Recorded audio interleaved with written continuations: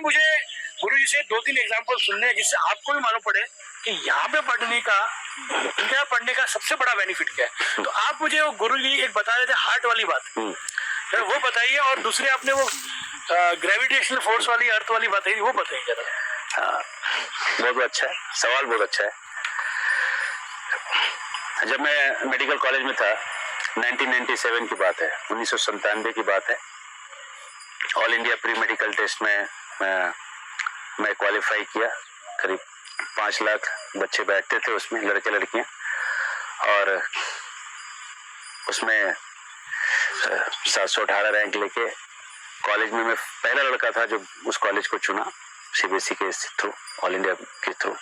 तो मतलब top ranker था वहाँ पे। और ICAR जो था, Indian council for agriculture research, उसमें देश में 5वां स्थान था। तो इन चीज़ों को लेते हुए जब हम आगे बढ़े, वहाँ गए, तो मैं काफ़ी अपेक्षाओं के साथ मेडिकल कॉलेज में गया, BJ मेडिकल कॉलेज पुणे में, और अपने टीचर्स के साथ जब डिस्कस करने लगा तो मैंने कुछ 2-3 चीज़ें देखी वहाँ पे, तो जो कि मुझे 12th के साइंस में इतना डीप पता नहीं था। तो एक है इवोल्यूशन। अगर जो थोड़े बायोलॉजी बैकग्राउंड से हैं उनको ज़्यादा अच्छा समझेगा, या कम से कम 10th तक जिसने बायोलॉजी पढ़ा उसको समझ में आएगा। तो कहते हैं कि बंदर से, साइंस कहता है कि बंदर से आदमी बन गया। अच्छा, तो सवाल है कि बंदर कहाँ से आया। तो कहता है बंदर जो है वो, और जो है वो पीछे छोटे छोटे जानवरों से वो सब डेवलप हो गया है। और वो सब कहाँ से आए, तो बोलते हैं वो सब जो है मेढक इत्यादि, वो टोड मेढक, उनसे आए। मेढक कहाँ से आए, तो मछलियों से आए। मछलियां कहाँ से आए, तो पैरामीशियम से आए। तो बोलते अच्छा प्रमाण क्या है। तो साइंस कहता है कि देखो, हमारा जो गर्भ है ना, जब हम गर्भ में रहते हैं तो बच्चा पहले मछली जैसा दिखता है, फिर बच्चा जो है मछली से फ्रॉग के जैसा दिखता है, और फ्रॉग के जैसा दिखता है, फिर बाद में जो है बच्चा जो है धीरे धीरे जो है स्तनधारी, हमारी जो स्तनधारी, जो हम जिस आदमी जिसमें आते हैं वैसा दिखने लगता है। तो मैंने बोला अच्छा इसका क्या प्रमाण है। ये तो दिखना तो एक चीज है, दिखने से थोड़ी कोई साइंस हो सकता है। तो है कि जो हृदय है, मछलियों का जो हृदय है वो सिंगल होता है, उसमें गंदा खून और अच्छा खून दोनों मिक्स होते रहता है। उसको कहते हैं सिंगल चैम्बर्ड, एक ही चैम्बर होता है। और जो उसके आगे जो प्राणी होते हैं उसमें 2 चैम्बर होने लगते हैं।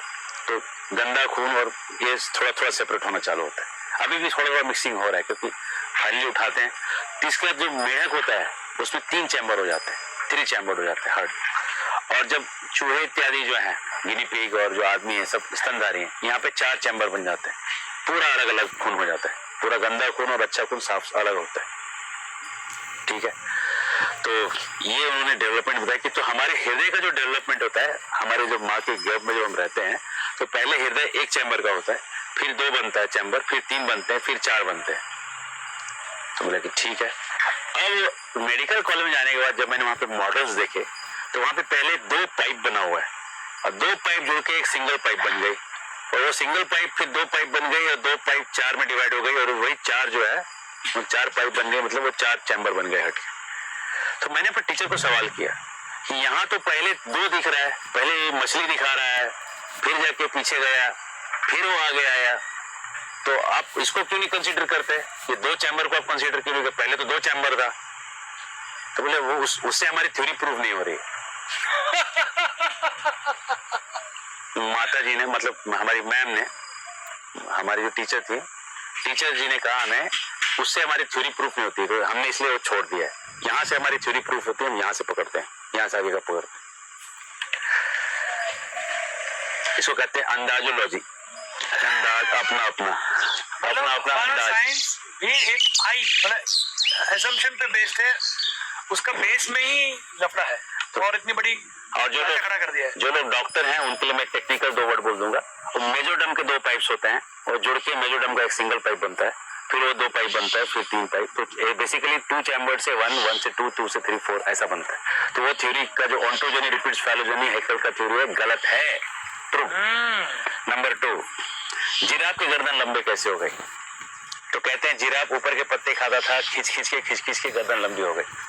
चलो अब मैं आपको ज्योग्राफी के टीचर से मिलाता हूँ। ज्योग्राफी का टीचर कहता है कि यहाँ पे जिराफ बढ़ा, वहां पे सवाना ग्रासेस होती थी, और सवाना ग्रासेस दुनिया की सेकंड बड़ी ग्रास मानी जाती है। सबसे बड़ी स्टेपीज होती है वर्ल्ड में, स्टेपीज ग्रासलैंड जो सबसे बड़ा है, और सेकंड जो ग्रासलैंड है दुनिया का वो सवाना है।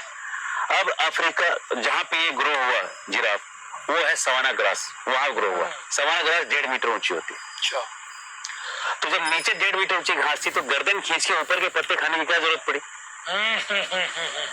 इसका उत्तर तर्क शास्त्र में मिलेगा। अब आपने ज्योग्राफी पढ़ लिया, आपने साइंस भी पढ़ लिया, अब थोड़ा तर्क शास्त्र पढ़िए। तर्क कहता है कि जिराफवा को था ईगो प्रॉब्लम,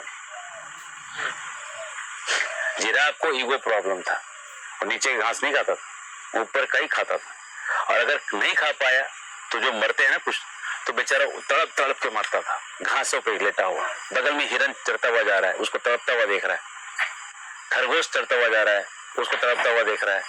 छोटे छोटे जानवर अपना गिलेरी घास खा रहे हैं और वो जिराफ घास के ऊपर तड़प तड़प के मर रहा है। बेचारे को ईगो प्रॉब्लम था ना, इसलिए जिराफ की गर्दन लंबी हो गई, ईगो प्रॉब्लम के कारण। ठीक है, चलिए तीसरा एग्जाम्पल लेते हैं। मैं भक्त कैसे बना, मेरा टर्निंग पॉइंट जहाँ पे था, जब मैं कनिंगम पढ़ रहा था। हमारा कनिंगम एक एनाटॉमी का बुक है और ग्रेज एक एनाटॉमी की बुक है। सबसे स्टैंडर्ड ग्रेज मानी जाती है और कनिंगम, ये दोनों डिसेक्शन करने के लिए कनिंगम और थ्योरी के लिए ग्रेज। ये कहता है कि जब हम माँ के गर्भ में जब रहते हैं तो एक बुलबुले जैसा एक स्ट्रक्चर बनता है, उसको ब्लास्टुला कहते हैं अंग्रेजी में, ब्लास्टुला। और उसको कहते हैं कि ये जो स्ट्रक्चर बनती है, ग्रेज में एक ग्राफ बना हुआ उसके, और ग्राफ में लिखा है कि जो ब्लास्टुला है 4 दिन, उसमें लिखा है 4 डे और ये 6 दिन, 6 डे, और दोनों के बीच में ऐसा एक आयत बनाया हुआ है कि इसके बीच में ये बनता है, कभी तो बनता है, exact time we don't know, लेकिन एक 4 से 6 दिन के बीच बन जाता है। ये आज का ग्रेज है जिसमें अल्ट्रासाउंड मशीनें हैं, सीटी स्कैन है, MRI है, कलर डॉपलर है, स्कैनर्स हैं, ये सब के साथ बोलता है 4 से 6 दिन में बनता है। चलो भैया ठीक है, अब खोलिए भागवत पुराण 3रा स्कंद। पंचरात्रेण बुद्बुदम, पंच का मतलब पंच नहीं, पंच का मतलब 5। 5वीं रात को बुलबुला बबल वाला स्ट्रक्चर 5वीं रात को बनता है। भागवत बोल रहा है 5वीं रात को बनता है, ग्रेज कह रहा है 4 से 6 दिन के बीच बनता है। अब आप डिसाइड करिए आपको किसको मानना है। चलिए ये तो हुआ चौका, अब छक्का भी ले लीजिए थोड़ा। बच्चे को भूख और प्यास कब लगती है? ग्रेज कहता है हमें नहीं मालूम बाबा, इतना टफ सवाल मत पूछो। दूसरे के बच्चे को आप ये पूछोगे कि differentiation next to the power n कितना होगा, तो बोलेगा काहे को टेंशन दे रहे हो, है ना, मैं तो खिलौने खेलने वाला बच्चा हूँ, देखो ना 2 और 5 जोड़ो तो मैं 7 बता दूंगा कितना होता है, 2 में से 5 घटाने को भी मत बोलना मेरे को। भागवत कहता है बच्चे को 5वें महीने में भूख और प्यास लगती है। अब इसमें थोड़ा और, ये तो छक्का लगा ना, अब गेंद को स्टेडियम से बाहर करते हैं, कैसे सो सुनिए। भूख और प्यास सब्जेक्टिव फेनोमेना है, ये ऑब्जेक्टिव चीज नहीं है कि आप नाप लोगे। जैसे कि लंबाई 5 मीटर ऑब्जेक्टिव है, कोई भी नापेगा 5 मीटर आएगी। अब मुझे काला अच्छा लगता है कि पीला अच्छा लगता है, ये सब्जेक्टिव है, ये ऑब्जेक्टिव नहीं सब्जेक्टिव है।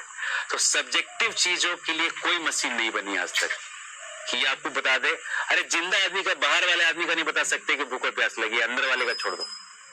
शुगर का लेवल बता सकते हैं कि इसका शुगर लेवल 140 है, तो 140 पे भूख लगेगा ये कोई मशीन नहीं बता सकती। हो सकता है भूख किसी को 70 पे लग जाए, किसी को 90 पे लगे, किसी को 150 पे लगे, लेकिन भागवत के पास टेक्नोलॉजी ऐसी है कि भूख और प्यास तक बता देती है। ये है गेंद स्टेडियम के बाहर, सब्जेक्टिव चीजों में भी ग्रिप है इनका। और वेद व्यास जी के पास ना अल्ट्रासाउंड था, ना सीटी स्कैन था, ना MRI था, वो तो बद्रीनाथ की गुफा में बैठते थे, आप जाके देख सकते हैं आज भी, ठीक है, वहां तो मोबाइल का रेंज भी नहीं आता है, आज भी नहीं आता है, तब तो कुछ था भी नहीं। और तब उन्होंने बैठ के लिख दिया कि 5वीं रात को बुलबुला बनता है, बच्चों लिखो। जो अच्छे बच्चे थे लिख लिए, और जो अच्छे नहीं थे उन्होंने एक्सपेरिमेंट किया और 4 से 6 दिन निकाला। तो ये है।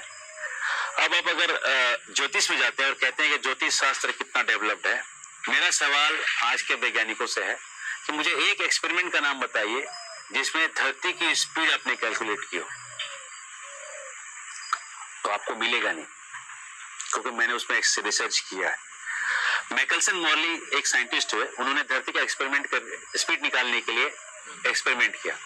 तो अगर धरती घूमती तो उनको जो स्पीड जो उनको ला के दिखाना था वो 64,000 किलोमीटर प्रति घंटा की रफ्तार दिखानी थी।